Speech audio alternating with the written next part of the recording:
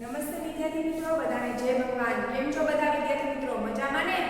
વિદ્યાર્થી મિત્રો, હાલના સમયને ધ્યાનમાં રાખીને ઓનલાઈન શિક્ષણ અત્યારે ચાલુ છે અને તમે બધા ઘરે રહીને અભ્યાસ કરો છો અને અમે જે હોમવર્ક આપીએ છીએ એ હોમવર્ક તમે તમારી પાકી બુકમાં લખો છો। આપણે ગયા વિડિયોમાં ચક્ષુષ્માન અંધ એવ અંધ છે એના વિશે આપણે ધોરણ 10 સંસ્કૃત વિષય એમાં અભ્યાસ કરેલો હતો।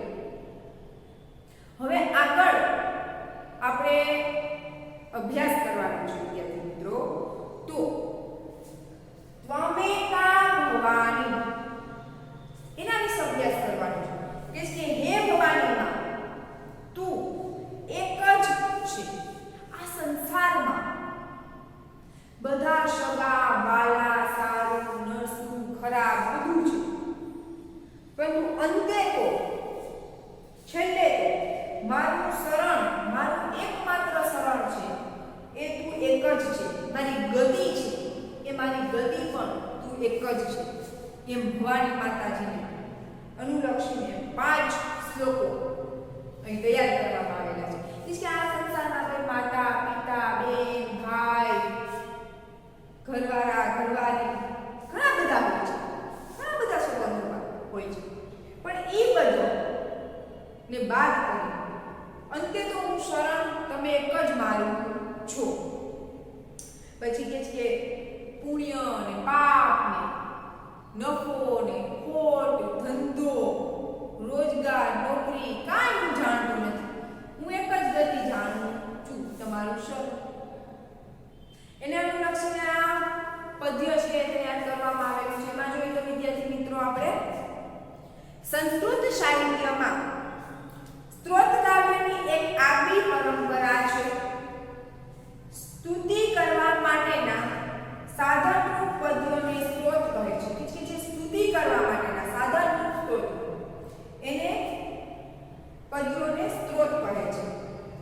આવા સ્ત્રોતો ક્યારેક મુક્તકના રૂપે એકાદી સંખ્યામાં તો ક્યારેક 4 5 6 7 8 વગેરે શ્લોકોની સંખ્યામાં નિર્બુદ્ધ હોય છે।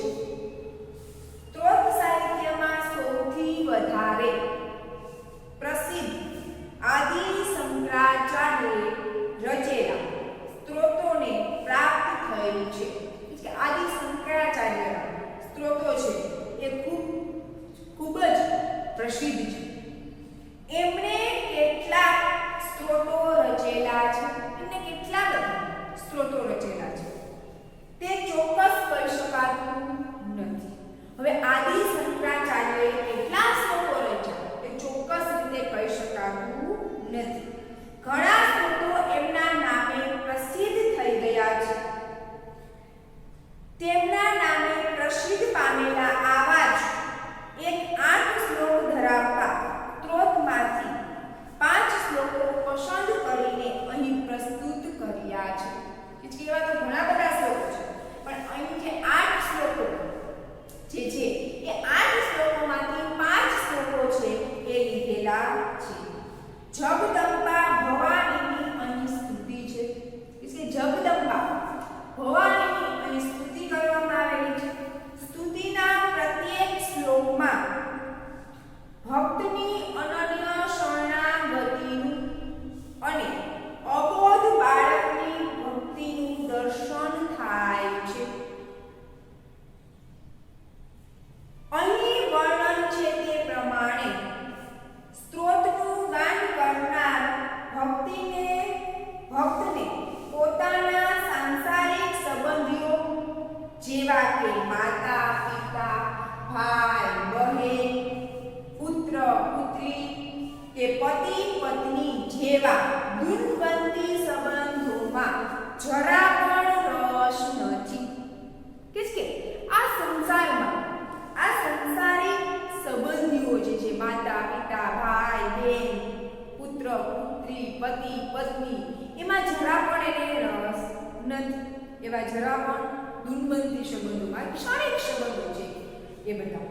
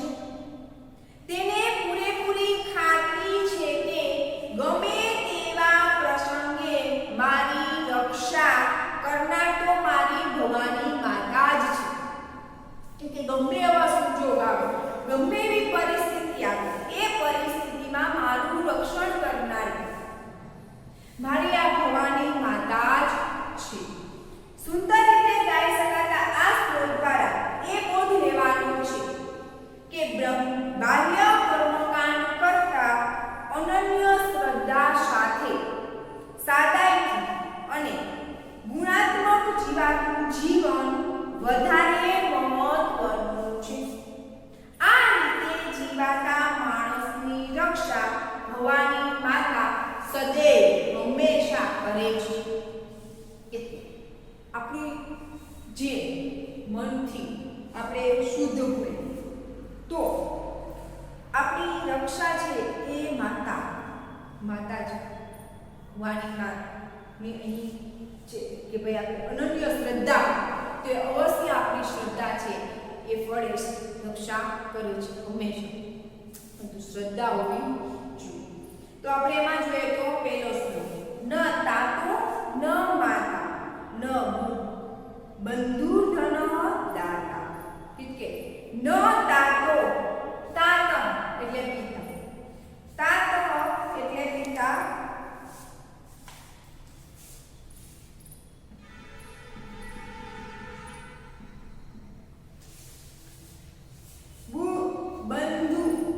બંધુ એટલે ભાઈ, એટલે સગો,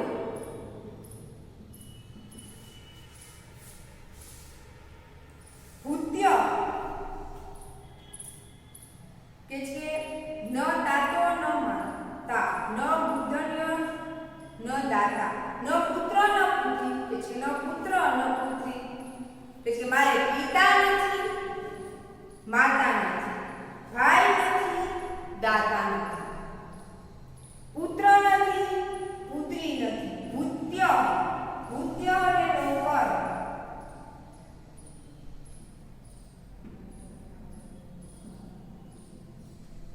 શ્લોક પેલો છે ભૂત્ય એટલે નોકર, ન છાયા, છાયા એટલે પત્ની,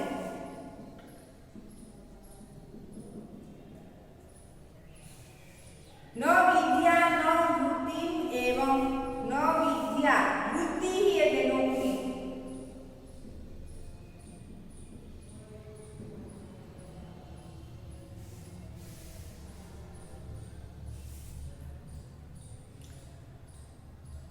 વૃત્તિ એટલે કે નોકરી, ધંધો પણ નથી. ત્વમેકા ભવાની કે છે હે ભવાની માં, ત્વમેકા તું જ, ત્વમ એક, તું એક જ, ગતિસ્વમ ગતિસ્વમ, તું એક જ મારું શરણ છે, ગતિસ્વમ તું એક જ મારું ગતિ છે, તું એક જ મારું શરણ છે, તું એક જ મારી ગતિ છે. ફરીથી જોઈએ તો ભાષાંતર, ન તાતો ન માતા ન બંધુ ન દાતા કે મારે પિતા નથી, મારે માતા નથી, મારે પિતા નથી, માતા નથી, ભાઈ નથી, દાતા નથી, પુત્ર નથી, પુત્રી નથી, ભૂત્ય એટલે નોકર, નોકર નથી, ન ભર્તા એટલે ભર્તા એટલે સ્વામી માલિક, મારે સ્વામી નથી, માલિક નથી, પત્ની નથી, વિદ્યા નથી, ન વૃત્તિ એકમ નોકરી કે ધંધો નથી. ત્વમેકા ભવાની હે ભવાની માં, ત્વમેકા તું એક જ, ગતિસ્વમ તું એક જ મારું શરણ છે, ગતિસ્વમ તું એક જ મારી ગતિ છે. દરેકે દરેક ચરણ એમ ચોથા ચરણમાં એમ જઈ શકે હે ભવાની માતા તું એક જ મારું શરણ છે, તું એક જ મારી ગતિ છે. આખું શ્લોકનું ભાષાંતર ધ્યાન આપજો. ભાષાંતર લખવાનું થશે મારે પિતા નથી, માતા નથી, ભાઈ નથી, દાતા નથી, પુત્ર નથી, પુત્રી નથી, નોકર નથી, સ્વામી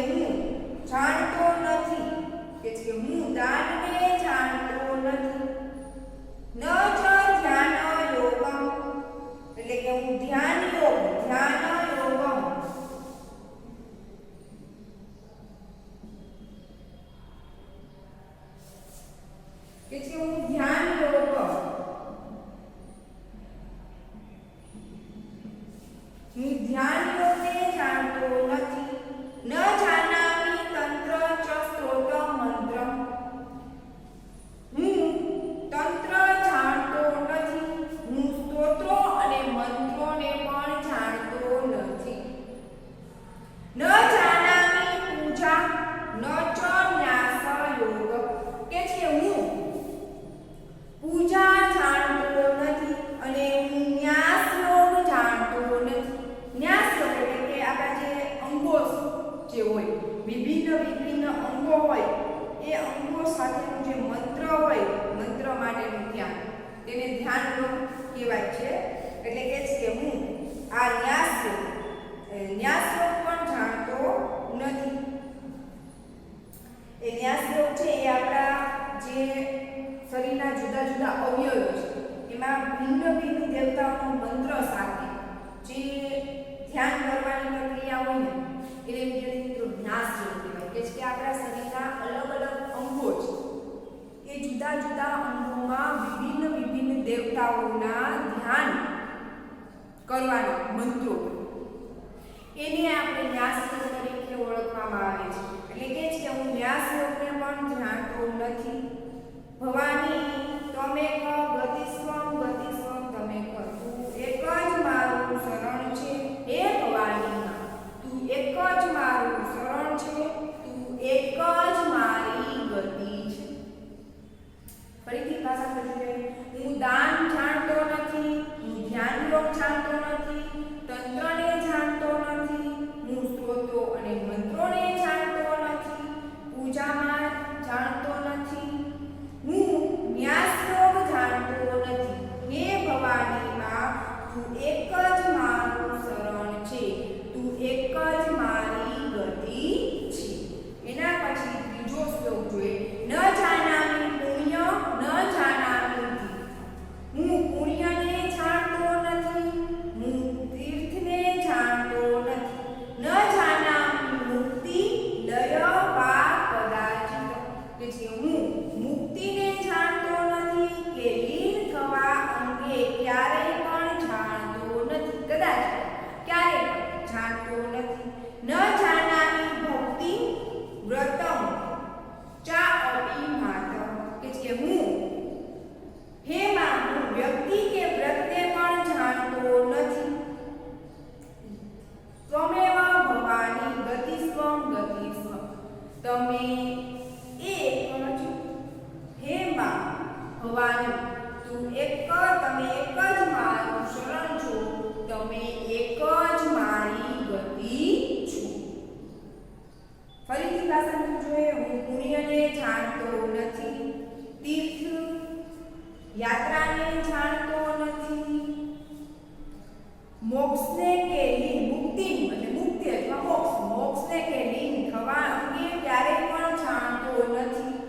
હે માં, વ્યક્તિ કે વ્રતને પણ જાણતો નથી. હે ભવાની માં, તું જ મારું શરણું છે, તું જ એક જ મારી ગતિ છે.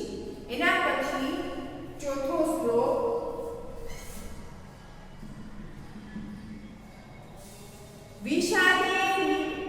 વિવાદે વિષાદે, કે છે મામ પ્રમાણની મારી રક્ષા કરો. ત્યારે હે ભવાની માં, કે છે અરણ્ય શરણ્ય, શરણ એટલે કે હે શરણ આપનારી માં, વિવાદમાં વિવાદે,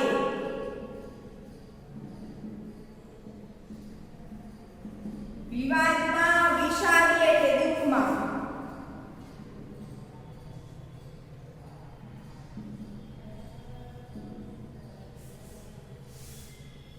વિવાદમાં દુઃખમાં, પ્રમાદે પ્રવાસે, આળસમાં પ્રવાસમાં એટલે કે મુસાફરીમાં, જલે ચ અનલે, પાણીમાં અને અગ્નિમાં, પર્વતે શત્રુ મધ્યે, પર્વત એટલે પર્વત પર શત્રુઓની વચ્ચે, અરણ્યે શરણ્યે એટલે કે જંગલમાં સદા મારી રક્ષા કરો. અરણ્ય એટલે જંગલ, શરણ્ય એટલે કે રક્ષા કરો.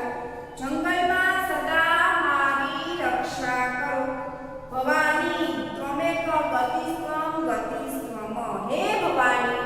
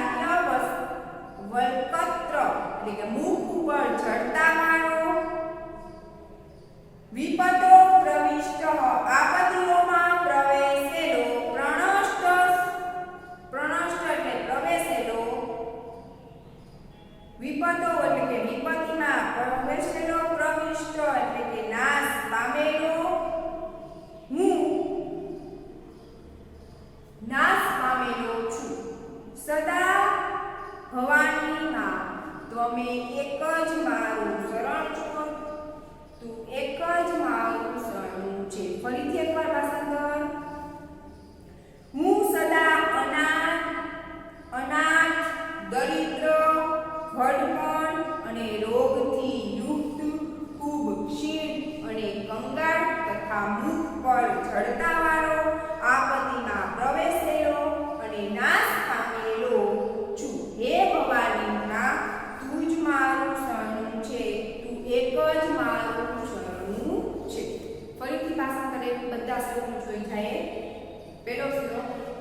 મારે પિતા નથી, માતા નથી, ભાઈ નથી, દાદા નથી, પુત્ર નથી, પુત્રી નથી, નોકરી નથી, નોકર નથી, સ્વામી નથી, પત્ની નથી, વિદ્યા નથી, નોકરી ધંધો પણ નથી. હે ભવાની માં, તું એક જ મારું શરણ છે, તું એક જ મારી ગતિ છે. બીજો શ્લોક.